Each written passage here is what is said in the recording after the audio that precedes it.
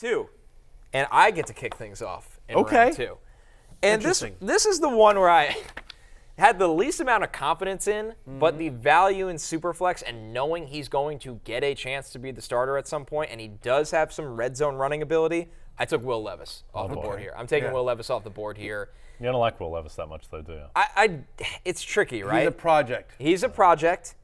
I don't even believe in the upside a lot of people believe in, but the fact of having a future starting quarterback that can run in the red zone, that's kind of what pushed me over here a little bit. Not last year, but in 2021, he was a very good runner in terms of his rush production at college. It's hard to let Will Levis fall further than this. I mean, the NFL did. round 2. Round 2 here, round 2 in the NFL. Yeah, that's fair. It's only 12 picks. He's in a room somewhere. Yeah. Now Will Levis, waiting for his name to be called. Exactly. He's in the green room here. He'll come out here, with a new girlfriend. Not again. With a new girlfriend. The first one left. Yeah, she was a round 1 girlfriend. First rounders only. Will Levis is in the friend zone now. Sorry, honey, you went to the second round.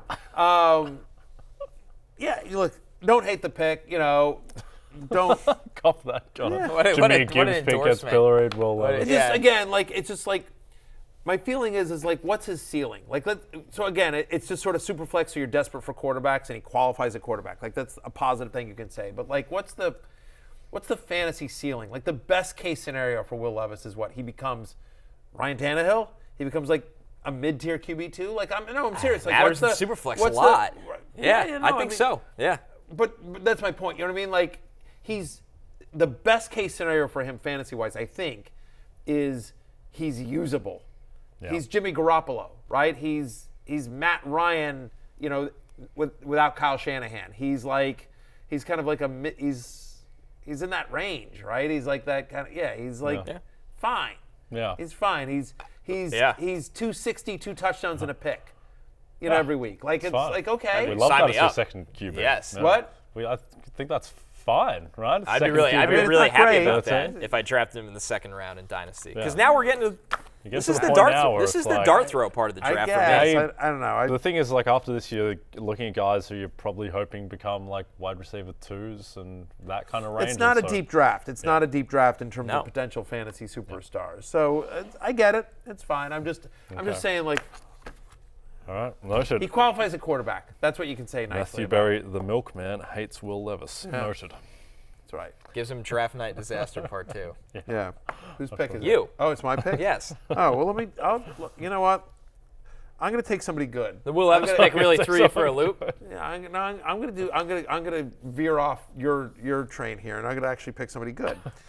You can't have Mahomes. How about Zay Flowers? Okay. This guy, a 5'8" receiver that runs in the 4.4s in a run-heavy offense with Lamar Jackson. Wide receiver 4 behind Devin Duvernay. I just had to get you back from Will Levis. It's totally fine, but I think there's a strong argument to be made that Zay Flowers is quickly the number 1 wide receiver for Baltimore. The passing offense is still going to go through Mark Andrews. My expectation here is that the Ravens are not as run-heavy as they have been in years past under Todd Monken. Can't be, right? You don't sign a $250 million contract or whatever it is, Lamar got to have him hand off all the time. And maybe he'll take it and run some, but I don't know. I just sort of feel look, it was 2 years ago that we saw Odell Beckham Jr. We don't know what we're going to get on that. Rashad Bateman has missed 16 games the last 2 years. So this is a bet on talent. This is a bet. And by the way, even still, Odell Beckham Jr. I think is 31, 32. Yeah, 31, yep. So this is more of a bet on talent. And again, pairing a young wide receiver with a young, I don't want to say emerging because Lamar Jackson's already emerged, but again, not pairing him. You prefer a guy that's going to be in what we expect to be a very good offense with a good quarterback. And so he's got a very good young quarterback that he can grow with. Yep. Rashad Bateman might be the weirdest player in fantasy this coming season. Rashad Bateman was a first rounder 2 years ago. And it's just been completely unsighted. I just no idea. Is he going to be the number 1 wide receiver on a top 3 offense in football? Or is he just not going to be cited at all? Right. Is he going to be wide receiver 4 on the depth chart? It's all over the place. And remember, the Ravens felt good enough about Rashad Bateman a year ago that they traded Marquise Brown. Yeah. Because they had Hollywood, and who had been productive in the NFL, and then Bateman gets hurt. But again, given the injury history of Bateman, I feel like they're getting Bateman back. They have Andrews.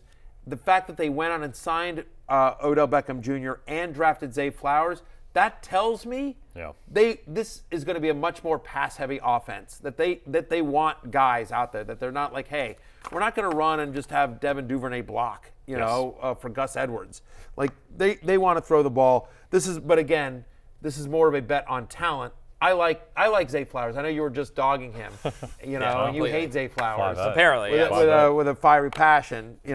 Sorry, Zay Flowers doesn't put his banana in mayonnaise or whatever the hell it is, something weird, whatever. Mayo and coffee. Mayo coffee, yeah, whatever it is Will Levis did that made you draft him. Banana and mayonnaise. All right. Yeah. Jay, close us out here for the By the first way, set of round rumors two no picks. one went to Will Levis's birthday party. That's why he dropped. Tough scene. Does Draft day hits again. Does kind of have that vibe. 15, I'm taking Jonathan Mingo. Mingo star. You know what I like about Jonathan Mingo? You called him Barkevius yesterday. I called him Barkevius. At some point. Yeah. Well, I called him Barkevius. That was intentional, but then it auto-corrected to Barkevius Mango, Mango. which was not intentional. No. I didn't mean Mango. I did mean Barkevius. I will say this, that'd be a good name for an indie band. Yeah. Barkevius Mango. Barkevius Mango, yeah. What are you doing tonight? I'm going to go see Barkevius Mango. Yeah. Have you heard their last album? It's awesome. Yeah. It does sound like that. I'm taking I'm at the Barkevius Barkevius Mango show. Yeah, taking Mango's cousin, Jonathan Mingo here. You know what I like about him? 18% of his targets in college, Connor, were on screen passes, which is golden for PPR. I think he could quickly grow into the number one option for Bryce Young in the Frank Reich offense in Carolina. Adam Thielen's not going to be there in 3-4 years, you would expect. Not be there in 2. Yeah. He might not be there this year. Maybe he might not be there in November. Yeah. DJ Chark, Terrace Marshall Jr., like these guys. They all get hurt. Yeah, and they're fine, but they're not guys who are going to block Jonathan Mingo, who I think will be the number one option for Bryce Young. And by the way, Young listen, eventually. I think this is a great sort of dynasty point, right? Again, both those guys are sort of right there.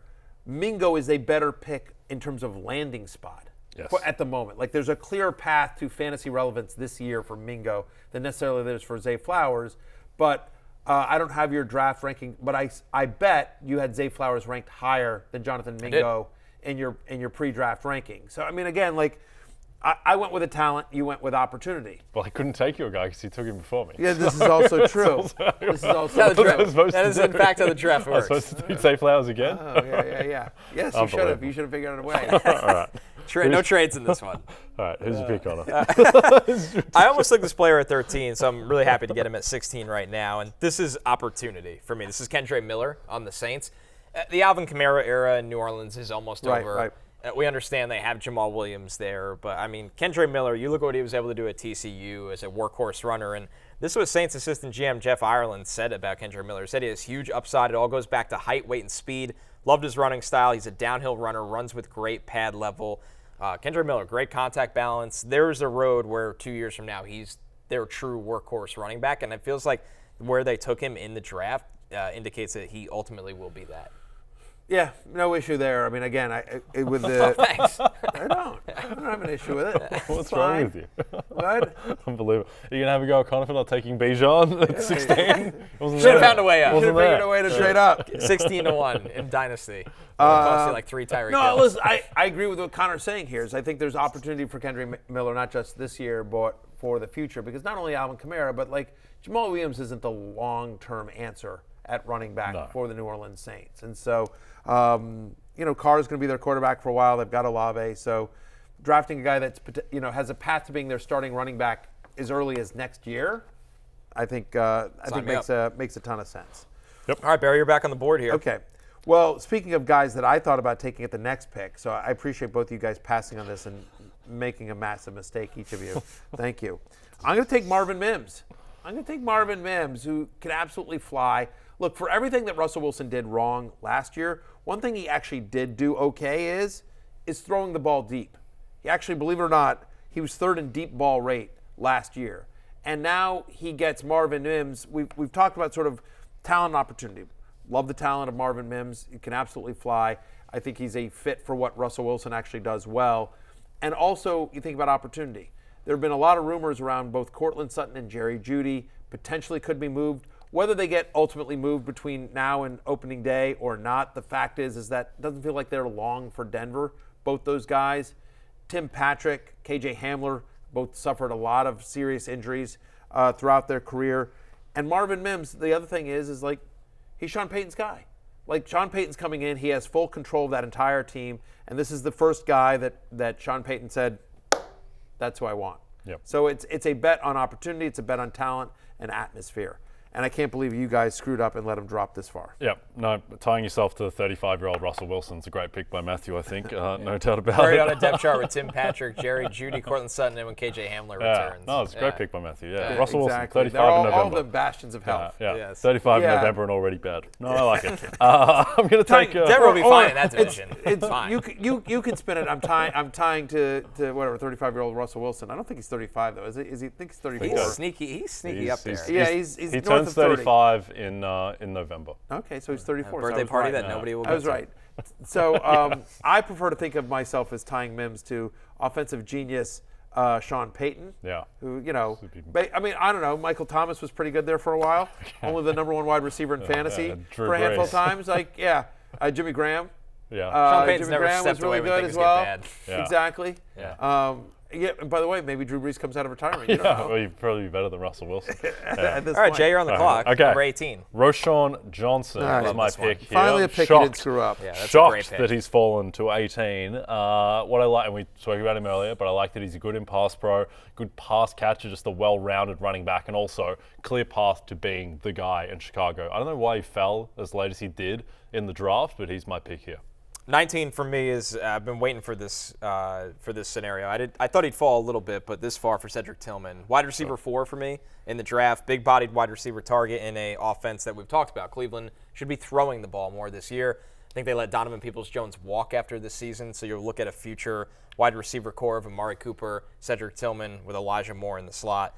If I can get Tillman this late in round 2, sign me up, because he's got great red zone upside, and he could be a possession target as well in our PPR format. Yeah, we talked about that on draft day, and just in terms of the opportunity, and we expect the Browns offense to be really, really pass heavy and fantasy friendly, as it will. I'm going to keep with the running back, the wide receiver run, I should say. Excuse me, the wide receiver run. Jaden Reed. Look, anytime you can get a wide receiver for your starting quarterback, the Packers always love to do that. Yeah. In the Jordan Love era, at least. Alan Lazard, Randall Cobb, now members of your New York Jets and your New York Jets. That's a 33% target share. Yeah, and so both Christian Watson and Romeo Doubs had injury concerns last year. Jaden Reed suddenly becomes, kind of interesting here in Green Bay, and could he potentially be Jordan Love's guy? Yep. Who knows? Maybe, possibly not. Who knows? Kind of interesting, the Jaden Reed story. We're at pick 20. What do you want from me? Autobiography. What do you want from me? We're at pick 20. Well, but the fact of the matter is like they used a second-round pick on Reed. Right, and so there's not a lot of competition. Again, Dobbs had nice moments last year, and we really like Watson, but it's kind of wide open there in Green Bay. A 33% target share is no longer there. So Jaden Reed should have an opportunity to contribute immediately. Yep.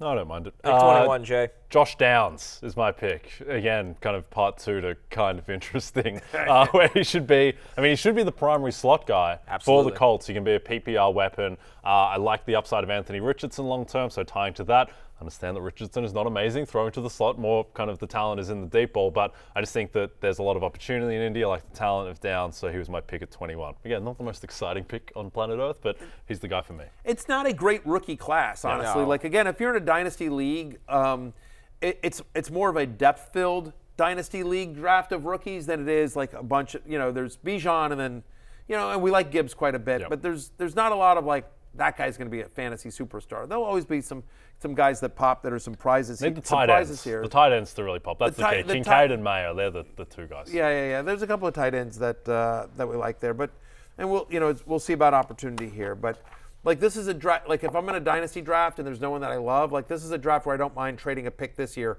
for a pick next year, or for a player that you like. I'll just give you an example. I was in in this dynasty draft that I'm in right now. I didn't love everyone that I had. I was like, this is like late in the 3rd round for my pick. And so I ended up trading my pick to a guy for Wan'Dale Robinson.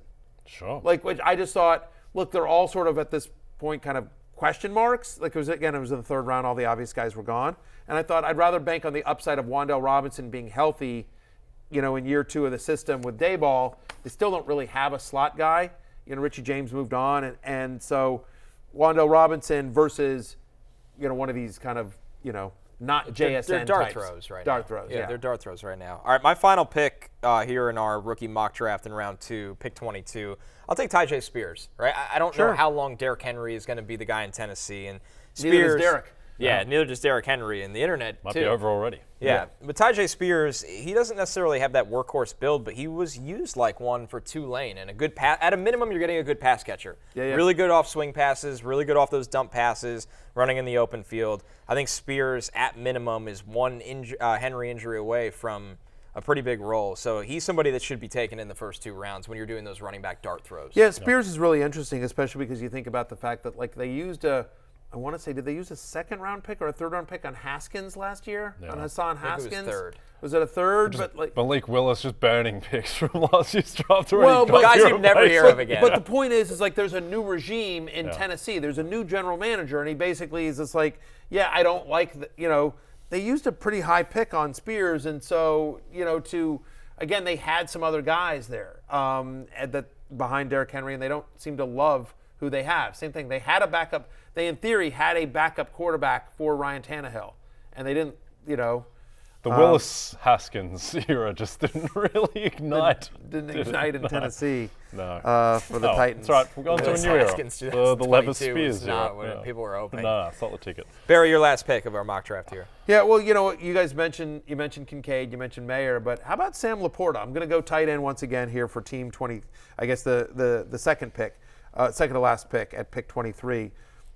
Before he was traded, T.J. Hawkinson had an almost 20% target share for the Detroit Lions. And then you think about sort of how they use the tight end position post T.J. Hawkinson leaving the team. And there was one of the Zylstra brothers had a 3-touchdown game.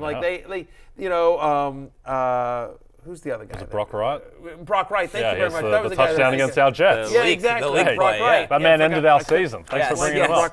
But my point is that Ben Johnson likes to use the tight end, and he had a couple of, just guys. Yep. And now they go out and get Sam LaPorta, who I think should be, if not immediately, eventually will be kind of the T.J. Hawkinson of that offense. Yeah. And so, again, he'd probably go higher in tight end premium leagues, but we do think tight end is a pretty good position this year in this draft. Yeah, LaPorta more athletic than anyone they've had at the position, so a lot of excitement. Jay, you got the last pick of this one. Yep, haven't taken a quarterback yet, so I will now. Hendon Hooker is the last pick of the draft. Back-to-back For me, Lions. I think he was favored to be a first-round pick going into the draft. He ends up falling to 68 in the Lions. Not the best landing spot in the world. You can see Barry kind of gearing up for his little shots that he's going to take. But I like the rushing upside. I like the fantasy profile of his skill set. Also, I'm not convinced that Jared Goff is going to be the guy forever there. I know. I don't mind the pick at all, and I actually think it's a great landing spot. No, seriously, the Lions have one of the best offensive lines in football. Yep. And it's important. We'll see how long they keep him there, but I think they have one of the most creative play callers in Ben Johnson as their offense coordinator. Again, he was a hot coaching candidate this past year. I think if the Lions have the success everyone's expecting, he'll once again be a coaching candidate, but a hot coaching candidate. But the fact of the matter is that it's a pretty good landing spot. It's a good organization that's on the way up.